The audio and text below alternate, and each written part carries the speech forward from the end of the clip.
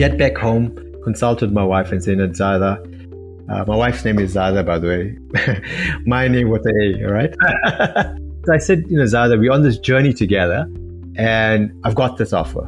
And then she says, okay, Zahid, why are we on this journey? To make a difference, to create employment, to make a difference in other people's lives, give them opportunities.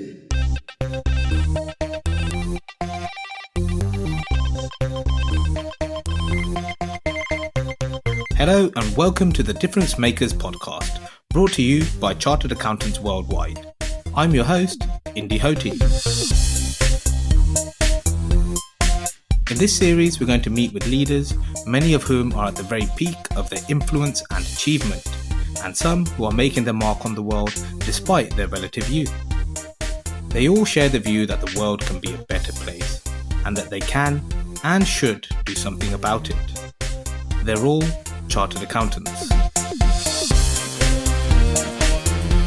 In this episode, we hear from Zahid Fakey. In 2018, Zahid left his role at Price Waterhouse Coopers as Regional Head of Risk Assurance for KwaZulu South Africa and Swaziland to fulfil, as he says, his greater purpose. He has since devoted his time to improving society through such endeavours as his consulting company Unplugged, his many board positions, and during lockdown, his organisation weFEEDsa, which provided 12,000 meals a day to those in need in KwaZulu Natal, as well as the project The House of Opportunity, which helps the homeless obtain skills and jobs. We hope you're inspired by Zahid's story.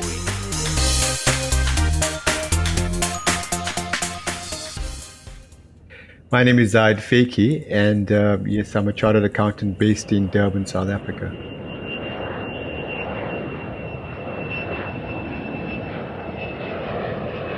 I was the youngest of four siblings. 3, 4, 5 years old, I never think about what I wanted to do, but fast forward to say about 7 or 8, I wanted to become a pilot. Because we lived in an area in South Africa where the airport was right next door to our residence, and the airplanes used to fly over. Although it was a nuisance for my parents, it was exciting for me as a young kid growing up. So I always wanted to be in the cockpit flying those planes flying over my home.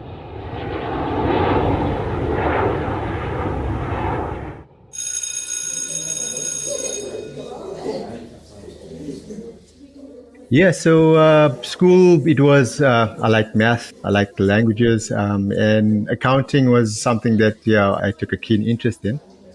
I also liked business economics, so I had a leaning towards business. To be honest with you, I enjoyed the subjects, but I wasn't very career driven. I had this entrepreneur flair from the age of 12. I'd buy and sell things, anything that would support me actually kind of making an extra buck. Those are the subjects that I chose, but never dreamt of becoming a chartered accountant. From a motivational perspective, in terms of guidance and career, mom and dad couldn't give me a lot of support there, but they gave me the moral support. They gave me a roof over my head and encouraged me all the way. I think what encouraged me to go into a career was really to give something better to my family, to my parents, and I got into university. No clue that I was actually going to become a chartered accountant. So it was a big Bachelor of Accountancy, and then I went on and did my honours in accounting.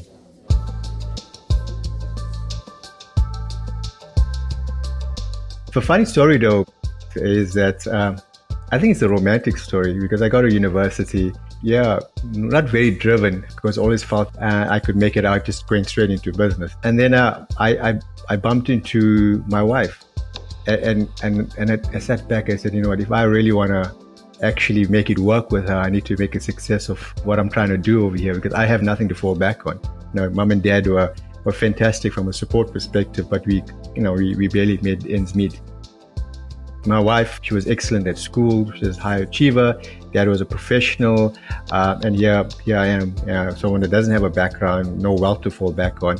So I worked hard at it, and I guess here was my motivation. And fortunately, I went through my degree and my honours without failing one exam, and I got through it. I couldn't afford to fail. If I failed, I had to drop off and find a job.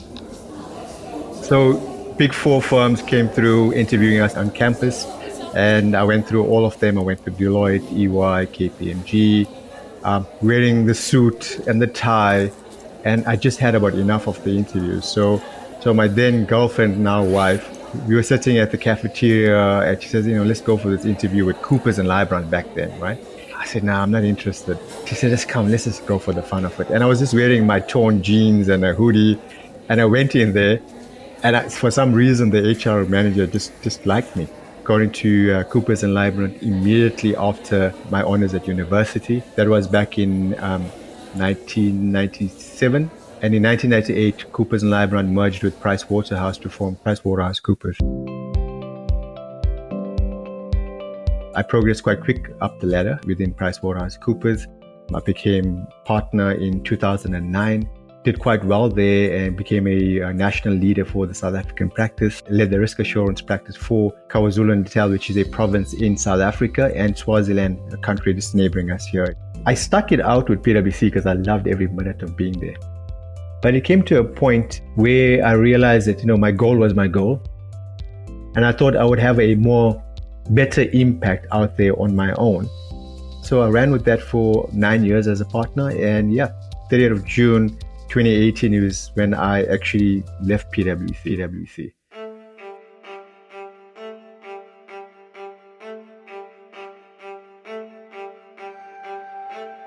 So I guess my social conscience was actually born at a very young age. The experiences we had as brothers and as a family and the challenges that we had. So there were days that would go by where we didn't have food, a day or two. So it was always about, how can we make a difference, firstly in our personal life, in our family life, and also being conscious of the fact that there are people out there that are actually less fortunate than ourselves. So it was born at a very young age. And as I went through, I had a mentor. Well, I had multiple mentors. Mom was one of them. I had my grandmom.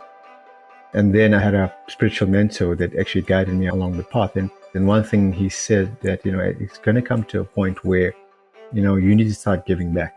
So early in my life, as I went through this journey, kind of progressing up the ladder with PwC, at the age of 32, I set a personal goal for myself. And it's a personal goal that my wife supported quite a bit because we believed that not only was it a personal goal, but it was a family goal because collectively it affected all of us.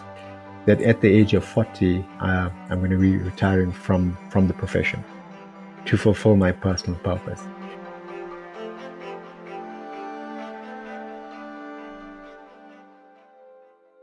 All right, let me tell you this story, right?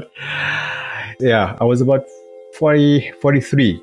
Okay, and one of the things ritually in my relationship with my wife, once a year we travel overseas without the kids so that we spend quality time together. And she booked a trip to Cambodia. And she's sitting down and we're kind of getting ready to go on this trip. And she tells me, so, Zahid, you've achieved everything that you had set out to achieve at the age of 40, but this one goal of not retiring from the profession. What's going on? I think there was a level of complacency because I'm at a partner level, earning significant amount of money. And, you got this lifestyle, this luxury lifestyle that you get caught up in and you forget what's really important in your life. So anyway, we go across to Cambodia and it was a very remote town on the beach. You had to actually take a tuk-tuk to get there. That's how remote it was. And it was deliberate because my wife chose that space so that we had some headspace to kind of think. We practiced meditation quite a bit. So she kind of meditated and she came back the next morning. And we did it, in our private spaces, but at the same time, she came the next morning and said, Zahid, it's clear. You need to move on.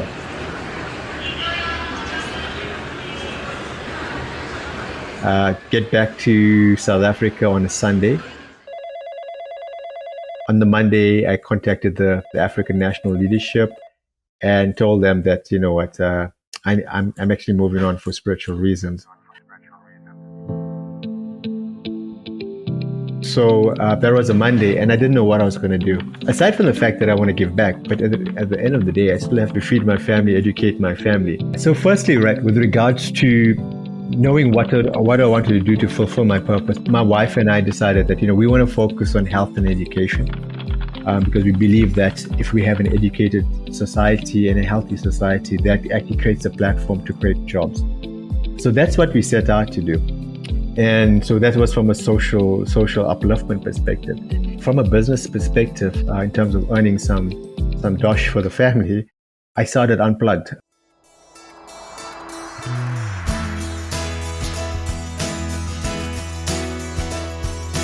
So Unplugged is basically unrelated to what I was doing at PwC. I told myself, I made a commitment to myself from an ethical perspective, but also from doing something different, that I won't do what I did at PwC. So Unplugged is a strategic advisory firm that provides support to businesses, and it provides executive mentorship, which I do personally with upcoming CEOs or existing CEOs in terms of how do you live a balanced lifestyle, from spirituality to relationships to health and through to livelihood. And then the last thing was leadership training. So that was Unplugged, right? It was a Friday that I finished off at PwC. On the Saturday, I hopped on the plane, crossed to Turkey for 3.5 weeks and switched my phone off. All right? I think 2.5 weeks into the journey, with the trip with my family, I was kind of lying down in the bed and I decided to check my emails. And there was a whole lot of emails that are coming through. And there was a specific email where this company secretary was saying, Zahid, I need to chat to you urgently. And so I just quickly dropped a mail saying, I'm on holiday with the family. I'm coming back on this date. Whatever it is, we can chat then. Got back on a Sunday. She phones me up on the Monday. She has a coffee meeting with me on the Tuesday and says, Zahid, we need you to sit on our board. And that's when the first board position actually was offered to me. Get back home, consulted my wife and said, Zahida, my wife's name is Zahida, by the way. My name with the A, all right? So I said, Zahida, we're on this journey together and I've got this offer. We got Unplugged, I got this offer. And then she says, okay, Zahid, why are we on this journey? To make a difference, to create employment, to make a difference in other people's lives, give them opportunities. So she said, what would be the primary reason for any business you go into? I said, job preservation, job creation. So she asked me, if you join this board, will you create jobs? Would you preserve jobs? I said, most definitely I would. So that became the criteria for any business that I started up or any board that I was offered a position. My wife and I wanted to focus on education and health, right? I was approached by a buddy to help on a feeding scheme where they were feeding the homeless out in the Durban CBD. So I got in there and helped them with the process in terms of procurement, in terms of logistics, in terms of actually managing finances and raising finances. And we are feeding like 1,300 people a night in the streets of Durban.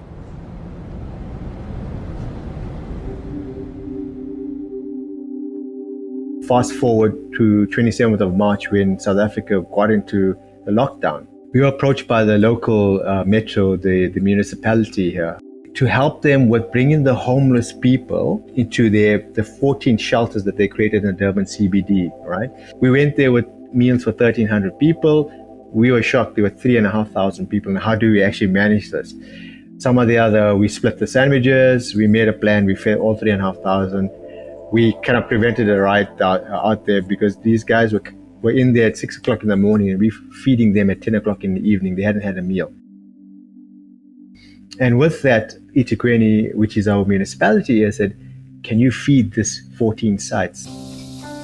Happy with what you guys are doing, but we want you guys to feed a hot meal in the evening as well, not a sandwich. And all we knew was sandwiches, right? So we realized how resource intensive this was going to be. So now you got 3,500 people a day, brunch and a hot meal. So we were actually feeding, as a result of that, 12,000 meals a day. If you understand the logistics behind that, the drinks, the transportation, managing 190 volunteers. And I believe that, as being a chartered accountant actually allowed me to do that. I was in a command center, but I wouldn't have been able to do this if I didn't have the experience I got as a chartered accountant.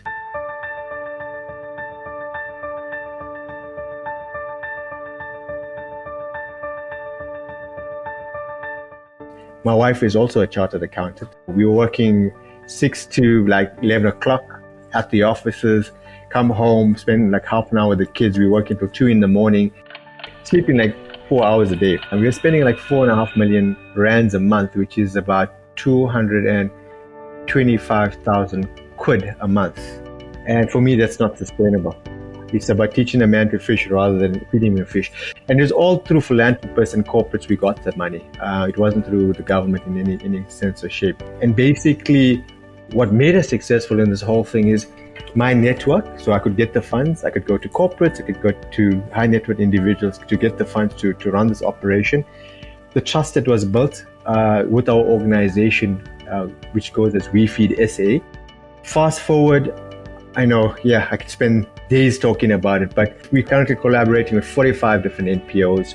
We got 30 corporate sponsors. We got mechanisms of making our charity self-sustainable. I've built a model which, it's working well, and I'm going to share it with other NPOs. So that private equity firm that I've started together with my two partners, we've given 25% of the private equity firm to weFEEDsa, the charity that I'm a CEO of, so that it can become self-sustainable. I'm looking at a model where come 5 years from now, I don't need to go out for donations. I don't need to get public funding.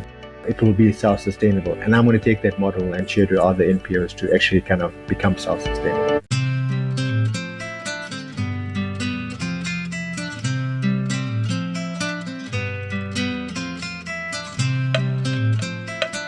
Unlike myself, where I reached the age of 43 to actually pursue my personal purpose, you guys start with a purpose, and I admire that. When it comes to humanitarian work, it's not about the money.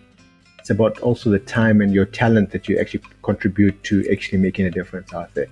I believe that money is very easy to part with. You just kind of click a button and 2 minutes later you transferred whatever donation you wanted to a humanitarian organization. But spending time, just actually kind of mentoring someone that's less fortunate than you, sharing life experiences, giving them career guidance, etc., is something that's actually invaluable relative to actually donating a sum of money. Using your life experience to make a difference in other people's lives, using your experience as a chartered accountant to actually make businesses successful. Because if businesses are successful, you create opportunities for those that would have not had a job if a business failed. For me, the best thing about why I'm so successful with our charity, weFEEDsa, is because of the collaboration. The collaboration of my volunteers, 45 NPOs, 32 corporates that actually are sponsors, but also the collaboration where each corporate looks at me as a chartered accountant, and don't undermine this qualification. It gives you a lot of kudos and a lot of respect in the market. Thank you for listening to the Difference Makers podcast. The world needs leaders with vision, capability, and compassion. Some of those leaders will and do come from chartered accountancy. Listen to other podcasts in the series on the Chartered Accountants Worldwide website and wherever you find your podcasts. If you like this podcast, why not take a moment to rate and review us on Apple Podcasts, Spotify, whatever platform you listen on. It will really help us get the word out.